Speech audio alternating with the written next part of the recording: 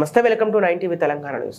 నిజాంపేట మండల కేంద్రంలోని నూతన బస్టాండ్ సమీపంలో ఆదివారం చదువుల తల్లి సావిత్రిబాయి పూలే 127వ వర్ధంతి వేడుకలు ఘనంగా నిర్వహించారు. సావిత్రిబాయి పూలే చిత్రపటానికి పూలమాల వేసి ఘన నివాళులర్పించారు. సందర్భంగా వారు మాట్లాడుతూ భారతదేశంలో మొట్టమొదటి మహిళా ఉపాధ్యాయులుగా స్త్రీల విద్యాభివృద్ధికి కృషి చేసిన తొలితరం మహిళా ఉద్యమకారిణి, స్త్రీల విముక్తి కోసం అహర్నిశలు శ్రమించిన సావిత్రిబాయి పూలే త్యాగాలను స్మరించుకోవాలన్నారు. ఆమె ఆశయ సాధనకు ప్రతి ఒక్కరు కృషి చేయాలని అన్నారు.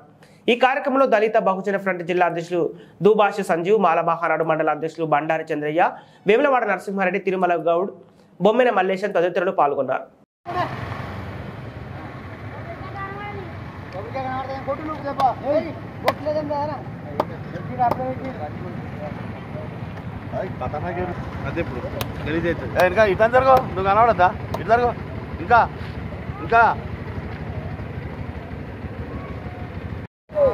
తల్లి సావిత్రిబాయి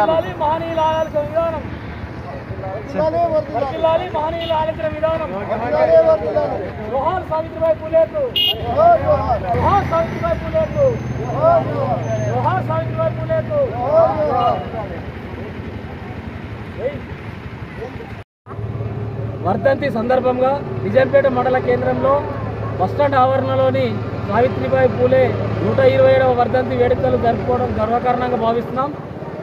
అలాగే ఈ సావిత్రిబాయి పూలే పేదలకు, బడుగు బలైన వర్గాలకు చదువులు నేర్పిన చదువుల తల్లి కాబట్టి ఆమెను స్మరించుకుంటూ ఆమె ఆశయాలను కొనసాగిద్దాం. అలాగే అంతర్జాతీయ మహిళా దినోత్సవ శుభాకాంక్షలు కూడా మహిళలందరికీ తెలియజేస్తున్నాం.